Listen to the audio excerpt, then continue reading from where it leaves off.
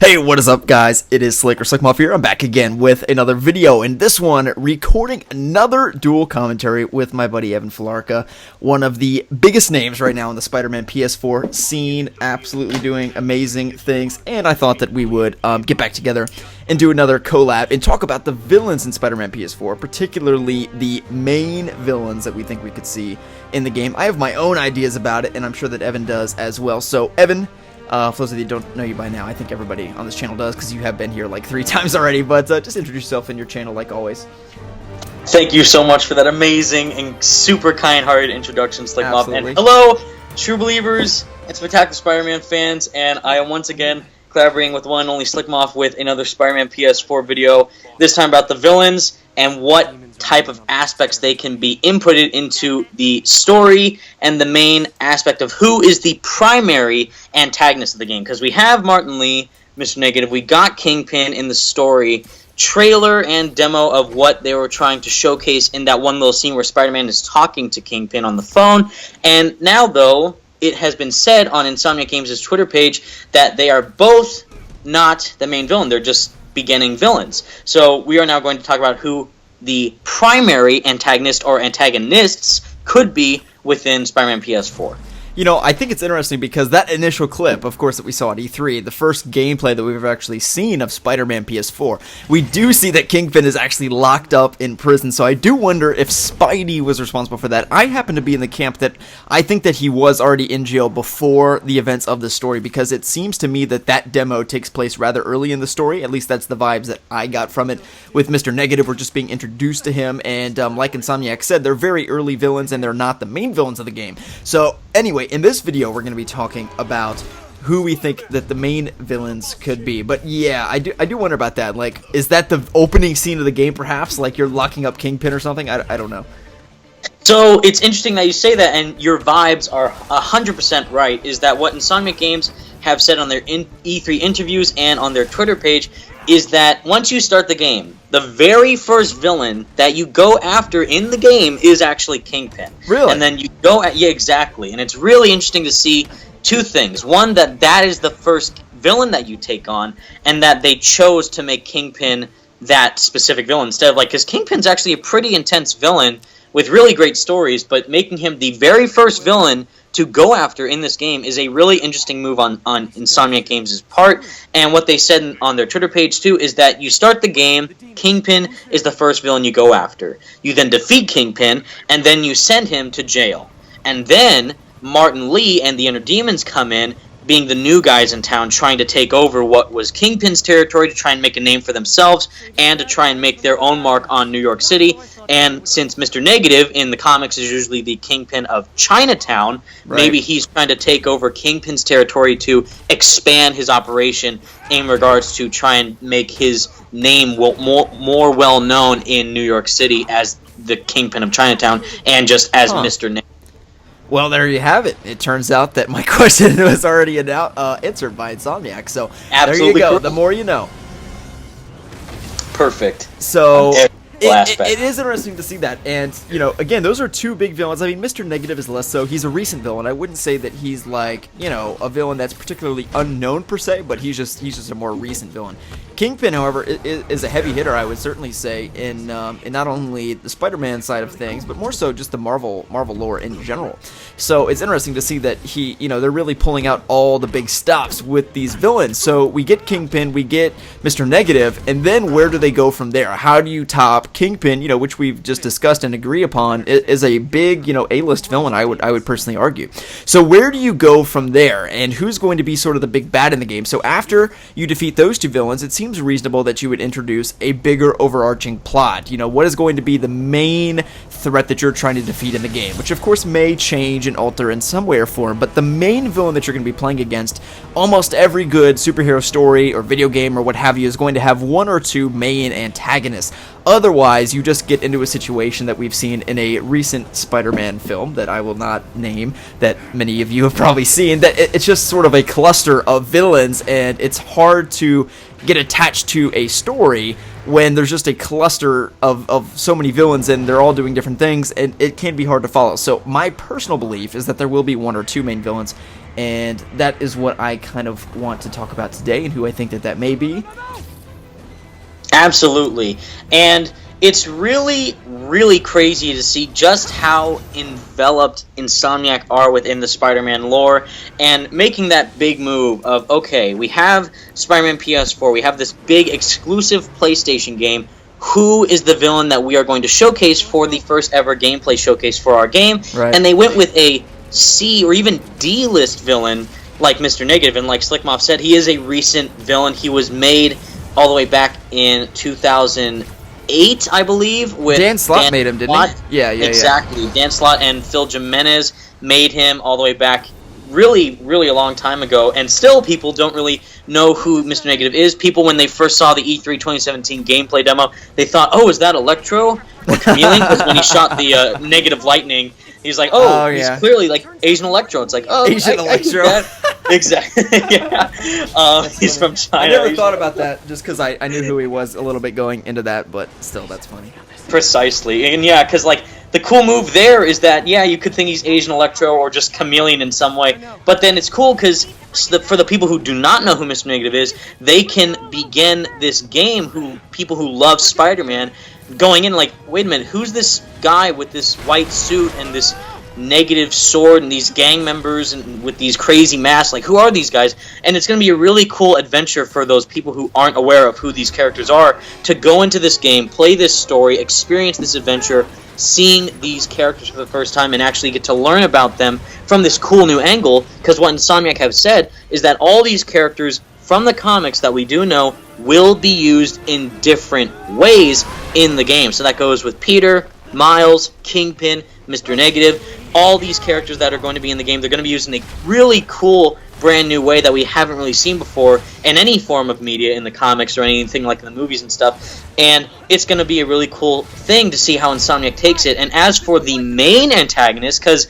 that's a really big move, Kingpin, the first ever villain you go after in the game, and then he's immediately in jail. Next up is Mr. Negative, and then it seems like you took him down, but then by the end of the demo, he goes full-on Mr. Negative and then grabs Spidey by the throat and charging up with his negative powers, and then we don't know what's going to happen there, if Spider-Man's going to turn evil, because that's one of Mr. Negative's powers, that he can turn people evil or into their opposite selves, and Spider-Man has done that in the comics where he gets touched by Mr. Negative, and he becomes like Mr. Negative's henchman pretty much, which is a really cool story. Oh, wow. And it's going to be really interesting to see two things. Who is the next villain that we're going to go after we defeat a guy like Mr. Negative, and seeing that crazy set piece of this crane falling. The city is almost about to be in peril from this giant helicopter flying around with this generator with webs as a wrecking ball that's crashing into buildings and stuff. And then he saves the helicopter, and then that cliffhanger at the end. That's just one mission with one side villain. That's not the main villain. That's just one villain. So it's going to be crazy to see who the main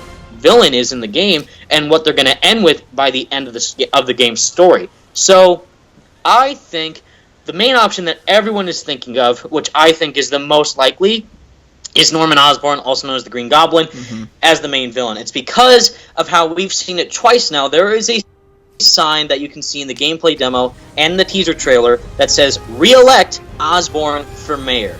Now, it does say Osborn. It doesn't say Norman or Harry, but in an interview with Insomniac, the community head of Insomniac, James Stevenson, did in fact say it is Norman Osborn who's running for mayor. It is Norman, not Harry. It makes sense also since it's an older Osborn, not just a younger, teenager, young adult Osborn like Harry is. So Norman would make the most sense to be running for mayor, and that is happening. So it is, in fact, Norman Osborn running for mayor, and seeing what he could do from that perspective, from being this evil person, having Spider-Man be Spider-Man for 8 years. Peter Parker is 23 years old. They said Spider-Man has been Spider-Man for 8 years in this game. He got bitten by the spider at age 15. And he's experienced, he's a pro, he's in his prime. And does that mean, since he's been Spider-Man for so long, he has had run-ins with Norman Osborn? Does Norman Osborn know that Peter Parker is Spider-Man? Clearly we see that Spider-Man has run-ins with Kingpin with their conversation on the phone. He says, "Hey, Willie." He doesn't say, like, who is this? He already knows who Kingpin is, and Kingpin already seems to know what a pain Spider-Man can be for his day-to-day business. And hopefully that same relationship can be inputted into Norman Osborn running for mayor and seeing if he actually is going to turn into the Green Goblin, because he is running for mayor, but we don't know for sure if he's going to be a villain, if he actually is in the story, if that actually is going to be part of the story. But I think if he's going to be reelected as mayor, if he's running to reelect himself as mayor, I think that that just sends huge signals that he could definitely be a huge possibility for the main villain of Spider-Man PS4. And, I think it's interesting, too, because in that initial trailer, the very first one that we got, the inner demons were featured so heavily in that trailer. You see Spidey taking out multiple different groups of henchmen that, of course, we didn't see in the gameplay demo. So that will not be the last of the inner demons. Perhaps that was an earlier point in the game that we saw in the gameplay trailer. So what and I and a lot of other people thought is that maybe he would have a big role in the game, and if not Mr. Negative, then the inner demons as a whole.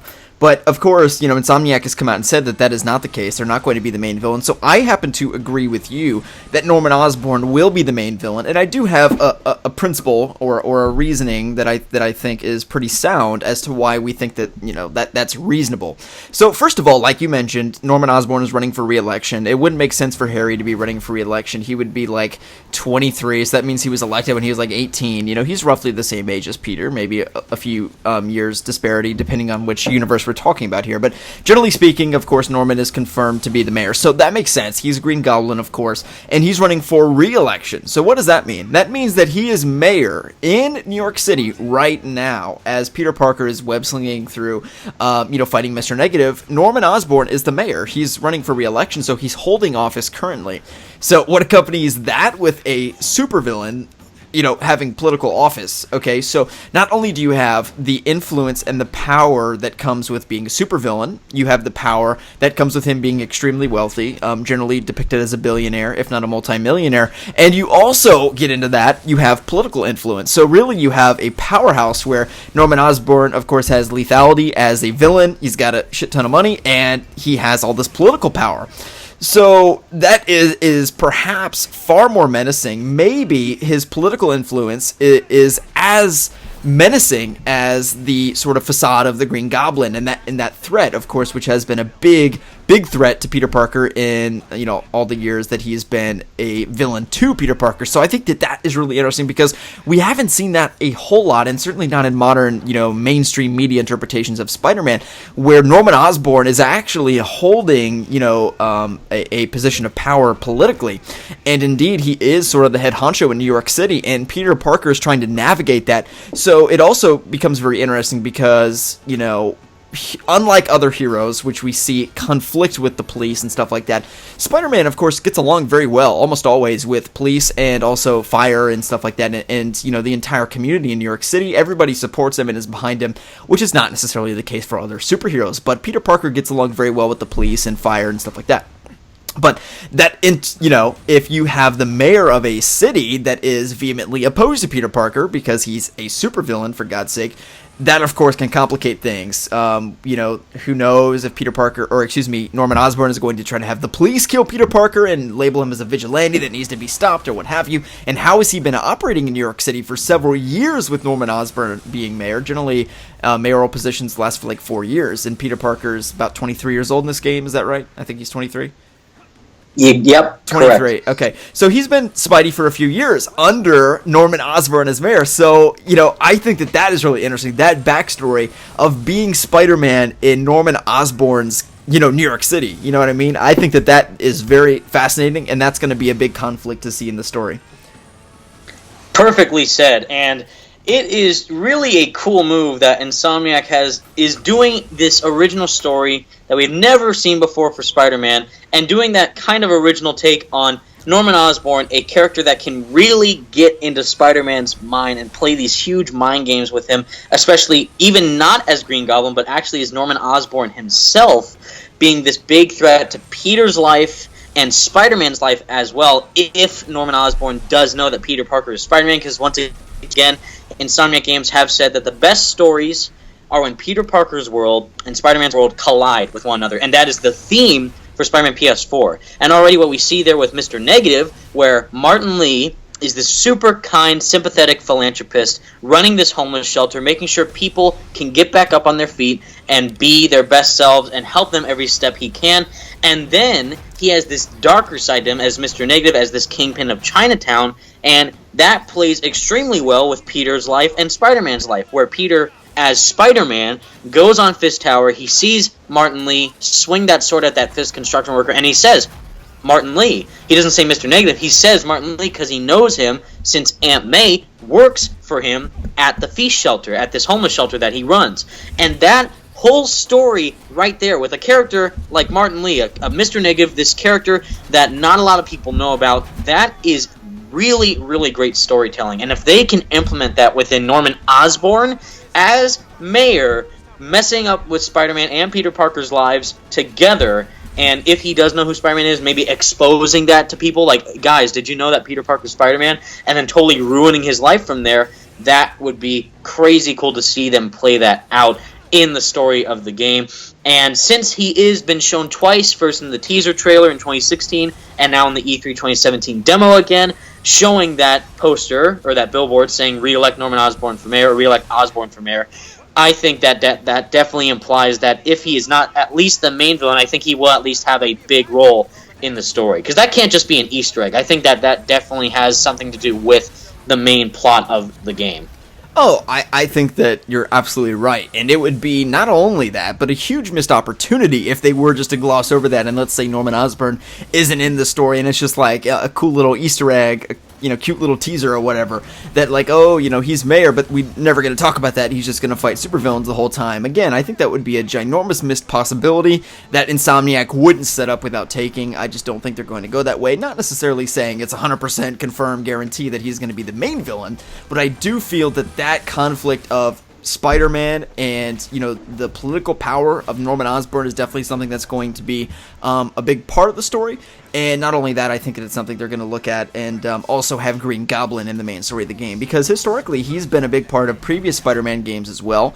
Admittedly, part of my reasoning for really hoping that he is the main villain is I also don't want to pass up a playable Green Goblin free roam possibility, which we've had in previous Spider-Man games.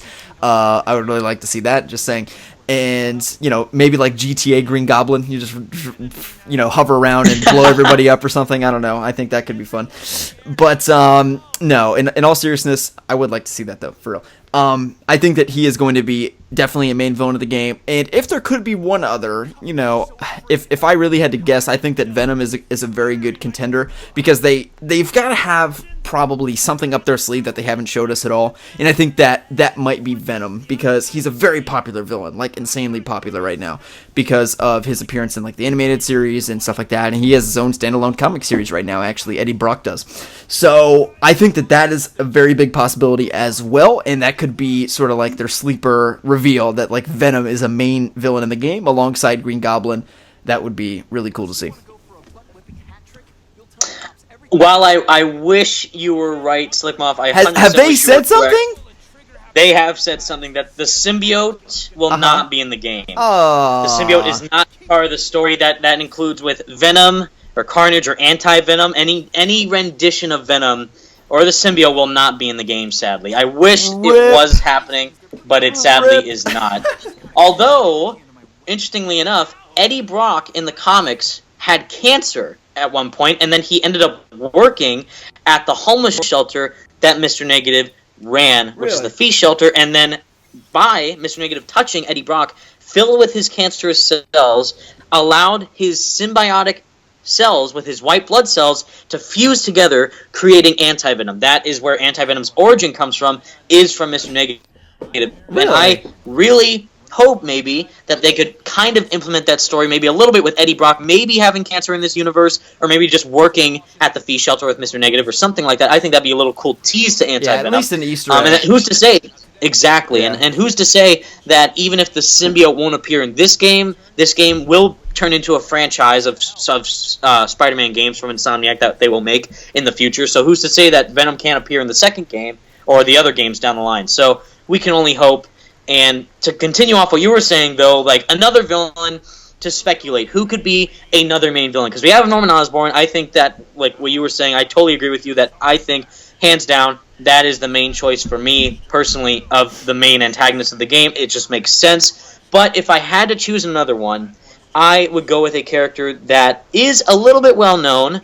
If people really did watch their Spider-Man cartoons and know about this mythology of Tombstone, who's actually a underworld crime boss, similar to Mr. Negative. He's a crime boss, but he has a cool twist on him where he's kind of like indestructible in a way, and he's kind of really menacing as not your typical gangster guy like Hammerhead is, or the really lesser known characters like the Rose are. Tombstone is actually really hardcore, really intense if you portray him well. And in the Spectacular Spider-Man show, which a lot of people know Tombstone from, he was one of the best parts of that show, and every time he was on screen, you always felt like you were like on the edge of your seat because you didn't know what was going to happen. You didn't know if he was going to mess up with Spider-Man, or if he was going to totally betray Spider-Man, or actually help Spider-Man with whatever he was doing. So he's like a total wild card, and I don't know if he would be a main villain, but I think he would be a really good primary villain to include in the game as well. And also a little honorable mention is that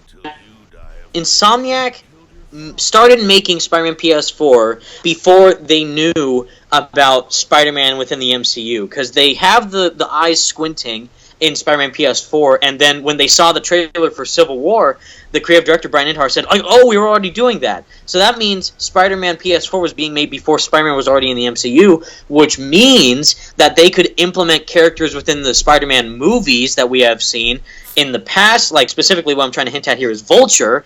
Since Vulture was in Spider-Man Homecoming, they didn't know that Vulture was going to be the main villain of Homecoming when they started making the game. So who knows? Maybe that means like other Spider-Man movie villains could possibly appear in this game, like maybe Vulture, Shocker.